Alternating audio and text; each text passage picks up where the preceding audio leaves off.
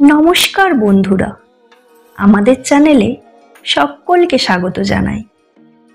আজ আমি তোমাদের একটা ছোট গল্প শোনাতে এসেছি, ঋতুপর্ণ রুদ্রের কলমে সম্প্রীত। যদি ভালো লেগে থাকে তাহলে একটা লাইক করবে আর তার সাথে কমেন্ট করেও জানাবে যে কেমন লাগলো। আর হ্যাঁ, যদি চ্যানেলে নতুন হয়ে থাকো তাহলে এইরকম গল্প আরও শুনতে চ্যানেলটিকে সাবস্ক্রাইব করে নোটিফিকেশন বাটন অন করে দিও। তাহলে শুনতে থাকো আজকের গল্প সম্প্রীতি ঋতুপর্ণ রুদ্রের। তারা স্বপ্ন দেখছিলেন। স্বপ্নে অর্চিষ্মান বলল, মা, এই ব্যাপারে তুমি প্লিজ কথা বলো না, এটা আমার জীবন। তীব্র কষ্ট হলো তারার। অরুণ চলে যাওয়ার পর অর্চিকে আঁকড়েই তো বেঁচেছিলেন তিনি। কবে এত বড় হলো ছেলেটা? মা যা বলে সে তো ওর ভালোর জন্যই। এটুকু বুঝলো না অর্চি। দিদি ভাই, চা এনেছি। স্বপ্নের ঘোর কাটিয়ে তারার ঘুম ভাঙল বনানীর ডাকে। ততক্ষণে পূবের জানলায় ঝকঝকে রোদ। চা খেতে খেতে গল্প হচ্ছিল অনেক। বনানী তারার খুড়তুতো বোন। পিঠোপিঠি হওয়ার কারণে ছোটবেলায় খুব ভাব ছিল। তারপর তারার বিয়ে হয়ে গেল ব্যাংক অফিসার অরুণের সঙ্গে। বনানীও বিয়ের পর পাড়ি দিল আমেরিকা। যোগাযোগ কমে যাচ্ছিল স্বভাবতই। 3 বছর আগে অরুণ জামাইবাবুর মৃত্যুর খবর বিদেশে বসেই পেয়েছিলেন বনানী। দিদির ছেলে অর্চিষ্মান ইঞ্জিনিয়ার। দিদি সারাদিন একাই থাকে।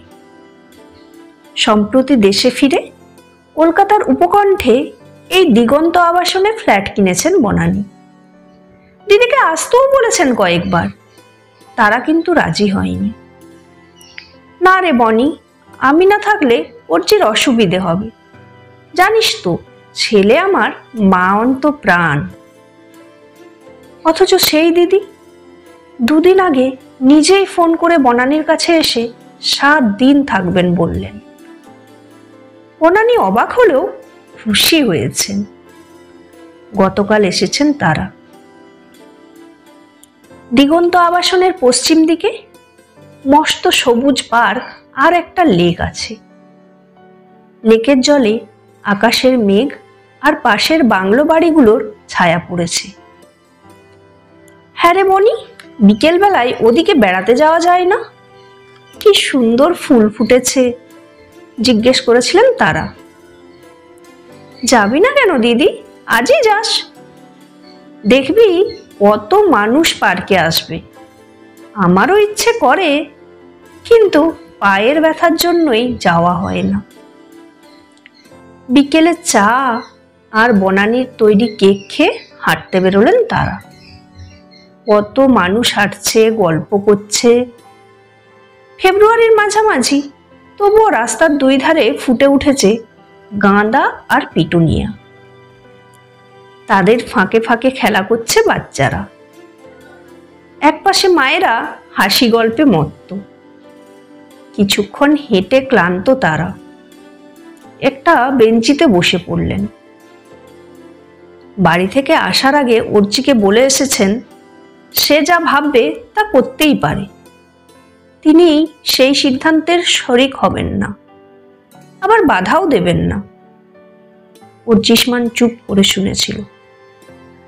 গাড়ি দিয়ে মাকে পৌঁছানোর ব্যবস্থা করেছিল বটে, তবে নিজে আসেনি। একবার ফোন করে কথা বলেছেন তারা, কিন্তু অর্চি ফোন করেনি। চোখের কোণ থেকে 1 ফোঁটা জল মুছে ফেলেন তারা। মুছেই দেখেন বেঞ্চের অপর প্রান্তে আরেকজন এসে বসেছে। বেশ লম্বা, স্নিগ্ধ, শান্ত মুখ, অল্প বয়স, পরনে সালোয়ার কামিজ। জলের দিকে তাকিয়ে যেন কিছু ভাবছে। তারা কথা না বলে থাকতে পারেন না। খুব সুন্দর এই জায়গাটা। আপনি কোন টাওয়ারে থাকেন? তাকালো। মেয়েটি বলল, সোজা যে বাংলোটা দেখছেন ওখানে।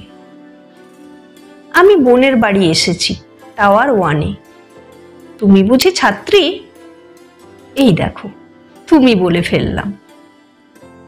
মেয়েটি হাসি মুখে বলে, নিশ্চয়ই বলবেন তুমি।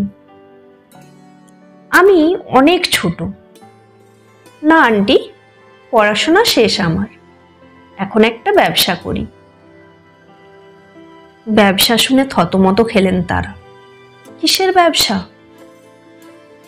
আমি আইনের ছাত্রী, একটা কনসালটেন্সি ফার্ম খুলেছি 2 বন্ধু মিলে। আমাদের সময় মেয়েরা ব্যবসা করবে কেউ ভাবতেই পারত না।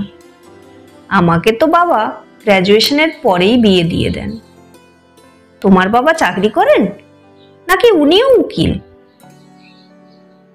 বাবা পুনে ইউনিভার্সিটিতে কেমিস্ট্রি পড়ান। এখানে তুমি আর মা? ভাই বোন কেউ আছে? না, একাই থাকি। আর মা? তিনি পুনে বাবার সঙ্গে থাকেন। মা রামরাজাতলায় থাকেন, পেশায় স্টাফ নার্স, বালিগঞ্জ নার্সিংহোমে আছেন। বিস্মিত হন তারা। তাহলে হাওড়ায় থাকেন কেন? এখান থেকে তো বালিগঞ্জ অনেক কাছে। তা অবশ্য ঠিক, বলে চুপ করে থাকে মেয়েটি। বাংলো কি ভাড়া নাকি বাবা কিনেছেন? আমি নিজেই ব্যাংক লোন নিয়ে কিনেছি, ইএমআই চলছে। রান্না বান্না কে করে দেয়? নিজেই করি। বাড়িতেই আমার অফিস। বিকেলে হাঁটতে বেরোই, ফিরে চা খেয়ে আবার 9টা অবধি কাজ করব। বাবা মা আসেন তো? না, কেউ আসে না। আমিও কারোর কাছে যাই না। তারা ঠিক হিসাব মেলাতে পারেন না। বলেন, বাবার কি ব্যবসা করায় আপত্তি ছিল? মেয়েটা আবার অন্যমনস্ক হয়ে যায়, উত্তর দেয় না।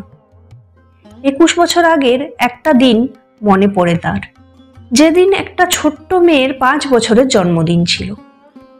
সেদিন আদরে আর উপহারে ভরে গিয়েছিল মেয়েটা। বাবা দিয়েছিলেন সোনার হার।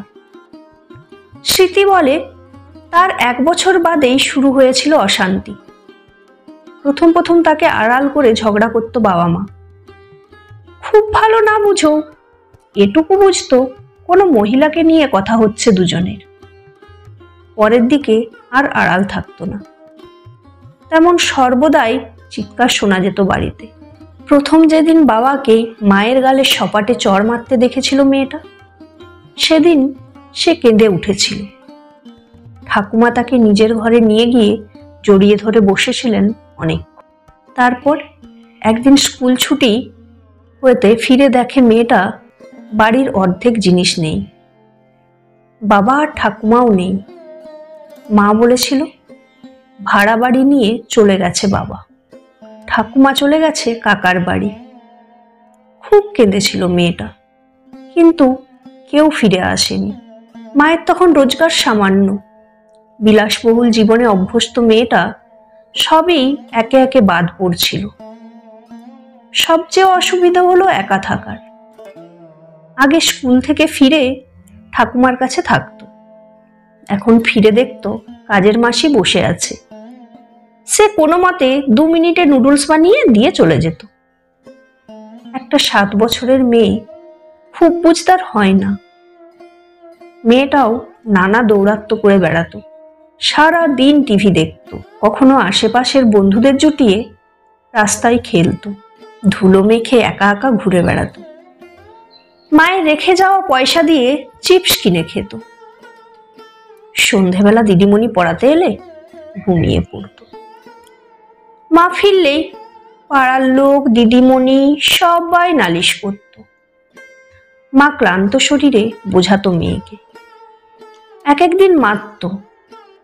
কোঞ্জ হয়ে বসে থাকতো মেয়েটা। রাতে মা যখন ঝোল ভাত খেতে ডাকতো, তখন ঠাকুমার হাতের ভালো ভালো রান্নার কথা মনে পড়তো মেয়েটার। তার মা রান্না ভালো পারতো না, এখন দায়ে পড়ে করছে। অপটু হাতের সেই বিস্বাদ রান্না মেয়েটা গিলে নিত কোনো রকমে। জানতো সকালে পাউরুটি, দুপুরে চটজলদি নুডলস, আর রাতে ঝোল ভাতের চেয়ে ভালো কিছু জুটবে না। ইচ্ছে করতো বাবার সঙ্গে ঠাকুমার সঙ্গে দেখা করতে, কিন্তু বাবা আসতো না। এর কিছুদিন পরে মায়ের মুখে শুনল বাবা পুনে নামের একটা জায়গায় চলে গেছে ওই মহিলাকে নিয়ে। তারও 2 বছর বাদে কাকা ফোনে খবর দিল ঠাকুমা মারা গেছে। মা যায়নি, মেয়েটাও ঠাকুমাকে আর দেখেনি। ঠাকুমার নয়নমণি মেয়েটা সারা দিন কেঁদেছিল শুধু। ঠাকুমা কত ভালোবাসতো তাকে, অথচ শেষ কটা বছর পরস্পরকে দেখেনি তারা। বাবা মাঝে মধ্যে ফোন করত, আর মা চাইলে কিছু টাকা পয়সা পাঠিয়ে দিত, না হলে অত দামি স্কুলে মেয়েটার পড়া হতো না। এত কথা কি এই অপরিচিত ভদ্রমহিলাকে বলা যায়, না বলা উচিত?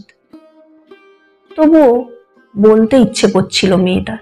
নীরবতা ভেঙে সে বলতে শুরু করে। শুনতে শুনতে তারা বলেন ওদের কি ডিভোর্স হয়ে গিয়েছিল। মা প্রথমে ডিভোর্স দিতে চায়নি, পরে মিউচুয়াল ডিভোর্স হয়। আপনি জানতে চাইলেন আন্টি আমার ভাই বোন আছে কিনা। ডিভোর্সের পরে বাবা ওই বিধবা আর্টিস্ট ভদ্রমহিলাকে বিয়ে করেন। ওর 2 ছেলেকে বাবা দত্তক নেন। সেই অর্থে ওরা আমার ভাই। ভারী অদ্ভুত পরিস্থিতি। তবু মা তোমার সঙ্গে ছিলেন এই বাঁচোয়া। না আন্টি, তা ঠিক বলা যায় না। একটু বড় হওয়ার পরে বাড়ির সব কাজ আমিই করতাম। মা বড় হাসপাতালে যোগ দিয়েছিল, সময় পেত না। ক্লাস 10-এ পড়ার সময় জন্মদিনে বাবা আমাকে নতুন ফোন পাঠিয়েছিল। সেই ফোনে বাবার সঙ্গে যোগাযোগ থাকত। সেই বছরই মা বাবার ডিভোর্স হলো। পরে বুঝলাম মা কেন রাজি হলো ডিভোর্স দিতে। মা আবার বিয়ে করতে চায় ডাক্তার সুধীর সেনকে, মায়ের হসপিটালের সুপার। তিনি অবশ্য আমাকে দায়িত্ব নিতে চাননি। মা আমাকে হোস্টেলে পাঠানোর ব্যবস্থা করল। ক্লাস 11-এ উঠেছি তখন। হোস্টেল পেতে মাস 3 দেরি হবে। এদিকে বিয়ের পরে ইউরোপ ভবনের টিকিট কাটা মা আর ডাক্তারবাবুর। মা আমাকে রেখে চলে গেল। সে কি, তোমাকে একা রেখে? হ্যাঁ, আমাকে মেসেজ করে জানালো মাকে যেতেই হবে, না হলে ডাক্তারবাবু রাগ করবেন। আমি যে বাবার সঙ্গে ফোনে যোগাযোগ রাখি মা জানতো। বলল আমি তো এত বছর তোমাকে দেখলাম, এবারে বাবাকে বলো দায়িত্ব নিতে। মাকে আর ফোনেও পেতাম না। আমি একাই থাকি, রান্না করে খাই, স্কুলে যায়। রান্না বলতে সর্বক্ষণ খিচুড়ি, কারণ ঘরে চাল ডাল ছাড়া কিছু ছিল না। একদিন স্কুল থেকে ফিরে দেখি ফ্ল্যাট অন্ধকার। খোঁজ নিয়ে জানলাম যাওয়ার আগে অনেক মাস ইলেকট্রিক বিল দেয়নি মা, তাই লাইন কেটে দিয়ে গেছে। অত টাকা কোথায় পাবো? শুরু হলো অন্ধকারে যাপন। তারার চোখ ভিজে আসে। অত ছোটবেলায় একা একটা মেয়ে, কিভাবে এত কষ্ট সহ্য করেছিস? কেঁদো না আন্টি বলে চোখ মুছে মেয়েটাও। আমি রাতে মোমবাতি জ্বেলে বসে থাকতাম। পাশের ফ্ল্যাটে গিয়ে মোবাইল চার্জ করে আনতাম। খিচুড়ির চাল ডালও ফুরিয়ে আসছিল। বাধ্য হয়ে বাবাকে সব জানালাম। উনি তোকে নিজের কাছে নিয়ে গেলেন না? প্রশ্ন তারার। না, বাবার সংসারে আমাকে নিয়ে গেলে সমস্যা হতো। তবে বাবা ইলেকট্রিক বিল মিটিয়ে দিয়েছিল, হোম ডেলিভারির ব্যবস্থাও করে দিয়েছিল। আমি আবার রান্না করা খাবার পেলাম। তারপর হোস্টেলে চলে যাই। পরে ক্ল্যাট পরীক্ষা দিয়ে বেঙ্গালুরুতে আইন নিয়ে পড়াশুনো করি। খরচ বাবা দিত, তবে নিজে আসতো না। বাবার দ্বিতীয় স্ত্রীর সেটা পছন্দ ছিল না। আর তোর মা? বিস্ময় যেন কাটতে চায় না তার আর। মা চাকরি ছেড়ে বালিগঞ্জে সুধীর সেনের নার্সিংহোম দেখাশোনা করত। 2 বছর বাদে মায়ের একটা মেয়ে হয়। তারা নির্বাক, কি বলবেন বুঝে উঠতে পারলেন না। মেয়েটি বলে চলল, সোশ্যাল মিডিয়ায় আমি মায়ের ছবি দেখেছিলাম, স্বামী আর মেয়েকে নিয়ে। বাবারও ছবি দেখতাম, স্ত্রী আর 2 ছেলেকে নিয়ে। মা দেখা করতেন না। মা হোস্টেলে একবার গিয়েছিল, বাবা ফোনে কথা বলতো। আইন পাশ করে আমি লিগ্যাল অ্যাডভাইজার হিসেবে ক্যাম্পাসেই চাকরি পেয়ে যাই। 2 বছর সিঙ্গাপুরে ছিলাম। তারপর এই ব্যবসা শুরু করি। লোন নিয়ে বাড়ি কিনি। ওই ফ্ল্যাটে আর ফিরতে ইচ্ছে হয়নি।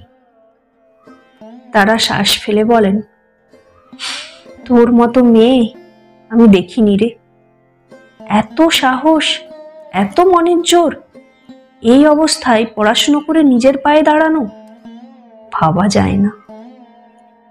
আশীর্বাদ করি তোর নিজের একটা সুন্দর সংসার হোক, স্বামীর কাছ থেকে আর যেন কোনো কষ্ট পেতে না হয়। তা বিয়ে করবি না? না আন্টি, ম্লান হাসি মেয়েটি। কেন? সব সম্পর্ক যে নেগেটিভ হবে তার কি মানে আছে? বোঝাতে চান তারা। অভাগা যেদিকে যায় সাগর শুকায়ে যায়, শুনেছ? বলে মেয়েটি। তোকে কেউ চিট করেছে নাকি? জানতে চান তারা। না, তবে যাকে ভালোবাসি তার বাড়ির লোকেরা আমাকে মেনে নেবে না। আস্তে আস্তে বলে মেয়েটি। কেন? তোর কি দোষ? আমার বাবা মা পাশে নেই, একা থাকি। ভেঙে যাওয়া পরিবারের মেয়ে, ওর মায়ের পছন্দ নয়। ও অবশ্য মায়ের থেকে আলাদা হয়ে আমাকে বিয়ে করতে চায়, কিন্তু আমি রাজি হইনি। আমি অনেক ভাঙন দেখেছি, আর সংসার ভাঙা দেখতে ভালো লাগে না আন্টি। ভ্রু কুচকন তারা। দাঁড়া তো, তোর এত গল্প শুনছি, নামটাই তো জানতে চাইনি।